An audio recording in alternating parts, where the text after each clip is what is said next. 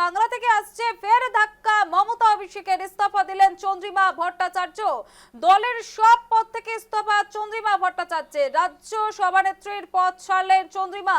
কালীঘাট তৃণমূল কংগ্রেসে ফের ভাঙন, বড়সড় ভাঙন। চন্দ্রিমা ভট্টাচার্য ইস্তফা দিলেন চন্দ্রিমা ভট্টাচার্য। সমস্ত পদ থেকে ইস্তফা দিলেন চন্দ্রিমা ভট্টাচার্য। দলের সব পদ থেকে ইস্তফা চন্দ্রিমা ভট্টাচার্যের। বড়সড় খবর এই মুহূর্তে দাঁড়িয়ে, ফের ধাক্কা, মমতা অভিষেক শিবিরে ইস্তফা দিলেন চন্দ্রিমা ভট্টাচার্য। দলের সমস্ত পদ থেকে ইস্তফা চন্দ্রিমা ভট্টাচার্যের। রাজ্য সভানেত্রীর পদ ছাড়লেন চন্দ্রিমা ভট্টাচার্য। কালীঘাট, সেখানে কিন্তু তৃণমূল কংগ্রেসের বড়সড় ভাঙন বলা যায়। চন্দ্রিমা ভট্টাচার্য ইস্তফা দিলেন। ধাক্কা, মমতা অভিষেক শিবিরে আবারও ধাক্কা। একের পর এক ধাক্কায় জর্জরিত কালীঘাট তৃণমূল শিবির। আবারও বড়সড় ধাক্কা, ইস্তফা দিলেন চন্দ্রিমা ভট্টাচার্য। রাজ্য সভানেত্রীর পদ থেকেও ইস্তফা দিয়েছেন চন্দ্রিমা। কালীঘাট তৃণমূলে বড়সড় ভাঙন, একের পর এক ভাঙনে জর্জরিত অভিষেক মমতার তৃণমূল। কালীঘাট তৃণমূল শিবিরে বড়সড় ভাঙন বলা যায়। রাজ্য সভানেত্রীর পদ ছাড়লেন চন্দ্রিমা ভট্টাচার্য। এই মুহূর্তে অত্যন্ত গুরুত্বপূর্ণ যে খবরের দিকে আমরা নজর রেখেছি, বড়সড় খবর এই মুহূর্তের। এবং কালীঘাট তৃণমূল কংগ্রেসে ফের ভাঙন, এবার পদত্যাগ করলেন কিন্তু চন্দ্রিমা ভট্টাচার্য। ফের ধাক্কা, মমতা অভিষেকের শিবিরে কালীঘাটে ফের ধাক্কা। মজুমদার বাসভবন, অর্থাৎ এই মুহূর্তে দাঁড়িয়ে কিন্তু একেবারে তিনি ইস্তফা দিলেন চন্দ্রিমা ভট্টাচার্য। বিস্তারিত জানবো, ফোন লাইনে আমাদের সঙ্গে রয়েছেন আমাদের প্রতিনিধি শঙ্খদীপ মুখার্জি। শঙ্খদীপ, একেবারে বড়সড় ধাক্কা বলা যায় কালীঘাটের শিবিরে। এই মুহূর্তে দাঁড়িয়ে কি কি আপডেট রয়েছে তোমার কাছে?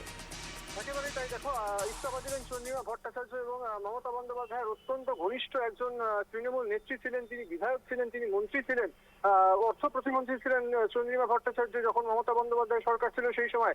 সেই চন্দ্রিমা ভট্টাচার্য কিন্তু গতকাল পর্যন্ত তৃণমূল ভবনে যে দড়ি টানাটানি চলে, যখন ঋতব্রতপন্থী তৃণমূল কংগ্রেসের বিধায়করা ঢোকেন তার আগে পর্যন্ত সেখানে তিনি উপস্থিত ছিলেন। সেই চন্দ্রিমা ভট্টাচার্য আচমকা তিনি দলের সমস্ত পদ এবং রাজ্য সভাপতি পদ থেকে তিনি ইস্তফা দিলেন আচমকাই।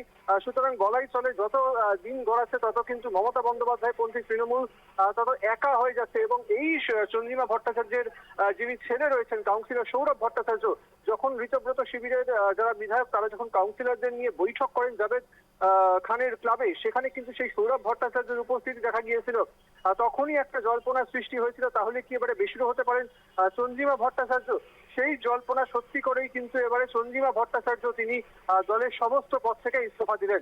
শ্যামাশ্রী, একেবারে শঙ্খদীপ, একের পর এক দেখো ধাক্কা। একেবারে কালীঘাট যে শিবির রয়েছে তৃণমূলের, সেখানে চন্দ্রিমা ভট্টাচার্যের যে পদত্যাগ, তা কি বার্তা দিচ্ছে? কতদিন আর দাঁড়িয়ে থাকবে কালীঘাটের এই ভাঙাচোরা শিবির, নাকি করে নিশ্চিহ্ন হয়ে যেতে চলেছে ইতিমধ্যেই অভিষেক মমতার কালীঘাটের শিবিরটি? দেখো, অভিষেক বন্দ্যোপাধ্যায়ের কারণেই যে বহু বিধায়ক, এমপি, কাউন্সিলর তারা দল ছেড়েছেন, তারা কিন্তু একেবারে প্রকাশ্যে সেটা জানিয়েছেন। অভিষেক বন্দ্যোপাধ্যায় নেতৃত্বে কাজ করতে চান না বলেই ক্ষোভ উগরে দিয়ে তারা দল ছেড়েছেন, এমনটাও কিন্তু বহু মানুষ তারা একেবারে প্রকাশ্যে মুখ খুলেছেন।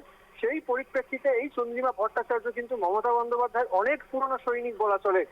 বিভিন্ন আন্দোলনে, সেটা কলকাতা হোক সেটা দিল্লি হোক, বিভিন্ন আন্দোলনে মমতা বন্দ্যোপাধ্যায়ের ছায়াসঙ্গী হিসেবে চন্দ্রিমা ভট্টাচার্যকে চিনতাম আমরা।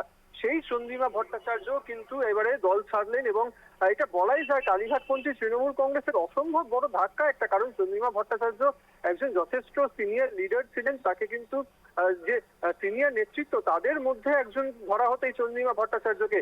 মমতা বন্দ্যোপাধ্যায়ের অত্যন্ত আস্থাভাজন ছিলেন। যেই সময় অমিত মিত্র অসুস্থ ছিলেন, রাজ্য বাজেট পেশ করতেন চন্দ্রিমা ভট্টাচার্য। সেই পরিপ্রেক্ষিতে তার দল ছেড়ে চলে যাওয়াটা একটা যথেষ্ট ব্যাকসেট বলা চলে তৃণমূল, কালীঘাটপন্থী তৃণমূলের কাছে। শ্যামাশ্রী, একেবারে দেখো, একদিকে ঋতব্রতপন্থী তৃণমূল এবং অন্যদিকে অভিষেক মমতাপন্থী তৃণমূলে ইতিমধ্যে বিভক্ত তৃণমূল। এবং তারপর দাঁড়িয়ে তৃণমূলের যে ছবিটা উঠে আসছে, অর্থাৎ যে কালীঘাটের যে ছবিটা উঠে আসছে, সেখানে দাঁড়িয়ে আর কতদিন নিজেদের জায়গাটা টিকিয়ে রাখতে পারবেন মমতা বন্দ্যোপাধ্যায়? সেক্ষেত্রে রাজনৈতিক মহলের বক্তব্য কি হতে পারে, কি বলতে চাও তুমি শঙ্খদীপ? দেখো, মমতা বন্দ্যোপাধ্যায় পন্থী তৃণমূলের অস্তিত্ব আছে কিনা সেটা নিয়ে তো একটা বড় প্রশ্ন রয়েছে। কারা আছেন তার সঙ্গে? গুটি কয়েক লোক। কালকে যখন তৃণমূল ভবনে দখল নিতে ঋতব্রতপন্থীরা পৌঁছে গেল, তাদের কম করে 7 থেকে 8 জন বিধায়ক ছিল। সেই অফিস পুনরুদ্ধারে দেখা গেল একেবারে পুরনো দিনের নেতা মদন মিত্র, বৈশ্বনাথ চট্টোপাধ্যায়, কুণাল ঘোষকে, সেই সঙ্গে গুটি কয়েক ছাত্র নেতা নেত্রী। সেই পরিপ্রেক্ষিতেই তো দুটো ছবি মেলালেই বোঝা যায় যে মমতাপন্থী তৃণমূল বা কালীঘাট তৃণমূলের এই মুহূর্তে অবস্থাটা ঠিক কোন জায়গায়, কতটা কোন ঠাসাতে তারা, কতটা তাদের লোকবলের অভাব এই মুহূর্তে, সেটা কিন্তু তাদের এই নেতা নির্বাচন বা মুভমেন্টেই কিন্তু একটা প্রকাশ পায়। শ্যামাশ্রী, একেবারে অসংখ্য ধন্যবাদ শঙ্খদীপ। এতক্ষণ ফোন লাইনে আমাদের সঙ্গে ছিলেন আমাদের প্রতিনিধি শঙ্খদীপ মুখার্জি। অর্থাৎ বড় সড়ো ধাক্কা একেবারে কালীঘাট তৃণমূলে মমতা অভিষেক শিবিরে, যেখানে চন্দ্রিমা ভট্টাচার্য করে ছায়া সঙ্গী মমতা বন্দ্যোপাধ্যায় দীর্ঘদিনের, তিনিও কিন্তু এবার তার পদত্যাগ করলেন এবং সমস্ত পদ থেকে ইস্তফা দিয়ে দিয়েছেন চন্দ্রিমা ভট্টাচার্য। একেবারে তৃণমূলের জন্মলগ্নের পর থেকে বলা যায় মধ্য লগ্ন থেকে যিনি সঙ্গ দিয়েছিলেন মমতা বন্দ্যোপাধ্যায়কে, তিনি কিন্তু সরে গেলেন। একের পর এক একাকিত্ব কিন্তু ঘিরে ধরছে মমতা বন্দ্যোপাধ্যায়কে। কতক্ষণ থাকতে পারে এই শিবির দাঁড়িয়ে, বড়সড় প্রশ্নচিহ্ন রাজনৈতিক মহলে।